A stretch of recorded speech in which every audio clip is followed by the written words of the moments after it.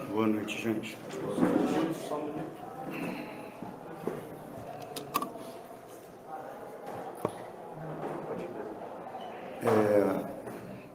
Primeiro eu quero falar que toda a responsabilidade é minha,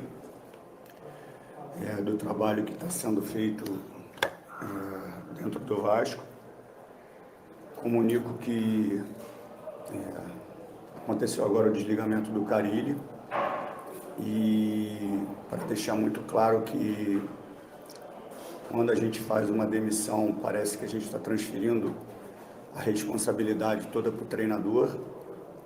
E essa responsabilidade é minha, foi o que eu conversei com o Carille, que muitas coisas que eu sempre falei e preguei na televisão, que eu continuo com essas convicções, mas o momento de aplicá-las, às vezes, não é o momento que a gente imagina. Sempre acreditei muito na questão do jogo, e aqui dentro a gente percebe que as coisas são diferentes e que tem questões anímicas que também precisam ser consideradas. Então, o ambiente estava interno muito bom com os atletas, o Carille é um cara muito especial, a comissão técnica muito especial, um trabalho muito sério e duro, mas por todo um contexto, infelizmente, todo mundo fala que sempre sobra para o treinador, e é uma verdade, mas essa responsabilidade é minha. Acho que tem todos nós que estamos trabalhando aqui com futebol, atletas, jogadores, a comissão técnica, todo o departamento esportivo, nós somos responsáveis porque a gente bota uma sobrecarga no treinador como se tudo fosse culpa dele. Como não é fácil fazer isso, como as pessoas falam, é mais fácil trocar o treinador, não é fácil, mas às vezes é necessário. Mas eu quero deixar bem claro que a responsabilidade é minha e agradecer muito ao trabalho do Carille e de toda a comissão técnica nesse período que ele teve com a gente. Agradecer mesmo de coração, foi um desligamento muito duro para mim pessoalmente, que tem uma questão humana muito grande, que eu sei que existe uma resistência por muitas pessoas sobre a questão humana, se tratando de alguns cargos, principalmente como o meu, como presidente, que eu já falei isso algumas vezes, que as pessoas acham que a gente, porque exerce uma função de liderança, que a gente tem que ter um coração de ferro. E eu nunca vou ter um coração de ferro, eu sou humano e trato as pessoas de forma muito cordial, com uma visão realmente, um aspecto humano muito grande e também com profissionalismo. Então, na hora de uma demissão, o lado humano me incomoda muito de fazer um desligamento, para quem me conhece sabe, mas eu assumo essa responsabilidade aqui e também comunico já que, de forma interina, o Felipe vai dar continuidade a essa sequência pesada que nós vamos ter. Pedrinho, o Vasco nos pontos corridos, só o Renato Gaúcho iniciou e terminou um brasileiro no comando do Vasco. Todas as equipes que conseguem altas posições têm a tendência de manter treinadores, ou algumas vezes trocam, mas geralmente são as que mantêm. O que acontece com o Vasco, de gestão a gestão, que tem essa turbulência, e o Felipe tem algum prazo que você já está planejando junto com o Marcelo Santana? Olha, a questão do tempo de trabalho do treinador foi uma coisa que eu fui até muito sacaneado logo quando eu cheguei, que o Pacheco tinha sido contratado pela gestão anterior e com 4 jogos eu tive que fazer uma demissão e eu falei na época, pela perspectiva ali do acompanhamento, obviamente, dos trabalhos, eu percebi que não existiria uma evolução dentro daquilo que eu acreditava. Depois a gente subiu o Paiva, que deu uma resposta positiva, teve uma queda ali interna também de rendimento e a gente fez a troca. Eu acho que o contexto todo é muito difícil. E agora falando dos dois lados, do lado de cá como presidente e do lado de vocês que eu já estive aí. Eu acho que a gente extermina tudo muito rápido e acaba que o ambiente fica muito duro de ser sustentado. Às vezes você quer dar tempo de trabalho, por mais que não seja de repente um jogo que te agrade ao nível que você espera, mas se você olhar no cenário nacional, As opções de mercados também não são essas, entendeu? Então, assim, você fica amarrado. Mas não gosto de falar que é cultura, porque tem lugares que têm culturas horrorosas e eu não acredito nisso.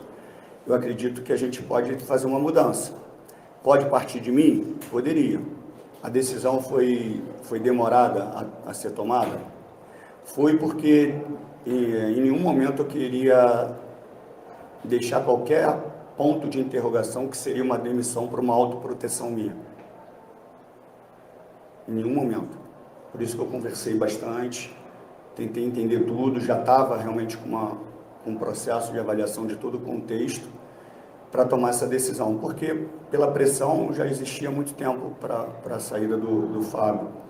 E eu resisti porque eu queria tentar dar continuidade ao trabalho e tentar, de alguma forma, plantar alguma coisa para começar a mudar dentro, pelo menos, do que eu acredito no futebol. Mas eu acho que é muito forte o contexto. E eu estava com receio também de começar a atingir o desempenho dos atletas pela questão da atmosfera, do ambiente, por isso que eu falei da questão anímica que a gente precisava fazer a troca. Não concordo de ficar trocando, me incomoda. Não faço a troca pela pressão, faço a troca por alguns aspectos de jogo, no qual não vou entrar no mérito. Também falo que entreguei as peças de forma demorada para o Carille, né? E a gente está em busca de uma reconstrução que leva um certo tempo para a gente atingir um nível técnico de jogadores também que a gente acredita. Mas como eu falei, e desculpa até me estender nessa resposta, eu falei vindo para cá e vou repetir, falar depois de uma derrota isso é muito ruim, mas é mais um momento para eu deixar claro que eu não faço nada como autoproteção. Quando eu falei que o Vasco estava entre os 8, a minha frase completa foi que o Vasco está entre os 8 melhores elencos, eu quis dizer de time, dos 11. O que faria o Vasco brigar em cima e embaixo seria o desempenho, essa foi a minha frase. E se você pegar jogador por jogador, dá para fazer a avaliação que eu falei. Eu não falei nenhuma loucura. Porque avaliar depois de uma derrota, é óbvio que você vai botar o valor do jogador para baixo. Então, assim, a gente tem jogadores ali que se a gente conseguir desempenhar bem, a gente vai brigar lá em cima. O Fortaleza, individualmente, não tinha um time melhor que a gente e desempenha melhor do que a gente. O Atlético Mineiro, no ano passado, não tinha um time inferior ao nosso, era melhor tecnicamente e terminou atrás. Então, eu acredito que o desempenho possa potencializar o jogo do nosso time. Pedrinho, boa noite, Duda da Ponte do Globo. Queria te perguntar como foi agora ali essa conversa com o Carille, também no vestiário, não sei se você chegou a entrar a conversar com os jogadores, porque na vitória contra o Porto Cabello a gente viu que os jogadores apoiaram o Carille, né? A pressão começou contra o Corinthians, ou se intensificou contra o Corinthians, e aí depois, na vitória, os jogadores foram lá, abraçaram ele no gol e tal, então parecia que internamente os jogadores apoiavam a continuidade do treinador. Eu queria saber como é que foi essa... Não, é uma decisão administrativa da gestão. É uma decisão muito difícil, porque, como eu te falei, o ambiente lá dentro é muito agradável, mas a gente precisava mexer, porque eu comecei a sentir que a gente vai ter uma sequência que é ruim para quem assume também, o Felipe de forma temporária, o outro treinador, porque não vai dar tempo para treinar. A gente joga quinta-feira em Ponta Grossa, depois joga em Brasília, depois viaja para Venezuela, volta para jogar em Salvador, depois vai para a Argentina. Então, assim, não vai ter tempo para treinar. E aí é um ponto de interrogação também para quem fala sobre futebol e para a própria torcida. O que vai ser exigido do próximo treinador? Qual jogo vocês vão querer do próximo treinador se não tem tempo de treinar? E o Carille pagou um preço por isso também. Ele teve um tempo interessante ali com a eliminação do estadual, mas a gente joga terça, sábado, quinta, domingo. Então, assim, não tem tempo para ele fazer os ajustes. Por isso que eu não posso ser injusto e botar toda a responsabilidade nele e assumo toda a culpa que eu tenho nesse processo. O Vasco, mais uma vez, colocou como toda a dificuldade que a equipe tem de conseguir jogar de uma forma mais competitiva fora de casa. agora contra o Cruzeiro, mesmo com o primeiro tempo em que o Vasco demonstrou ter um equilíbrio e com o Cruz Maltino conseguindo criar boas oportunidades, mas parando no goleiro Cássio, que conseguiu ser obrigado a fazer boas defesas importantes. A equipe teve até organização, mas não conseguiu transformar a posse de bola em uma vantagem no placar. Foi durante o primeiro tempo que o Vasco teve um volume ofensivo muito melhor e assim a equipe conseguiu construir basicamente utilizando do lateral direito Paulo Henrique com as suas subidas que permitiram com que o goleiro e a defesa do Cruzeiro pudessem ser bastante exigidas durante a parte do primeiro tempo, em que o Cruz Maltino conseguiu sim ter um nível de competitividade e que fez o torcedor acreditar que um resultado positivo pudesse ser arrancado. No entanto, no segundo tempo, o Cruzeiro conseguiu aproveitar um momento de muita desatenção mais uma vez da defesa vascaína e marcou o gol antes dos 20 minutos do segundo tempo, que, claro, fez com que a defesa do Vasco estivesse ainda muito abaixo novamente. Depois disso, o Vasco tentou reagir, pressionou, mas esbarrou mais uma vez na falta de qualidade para concluir as jogadas.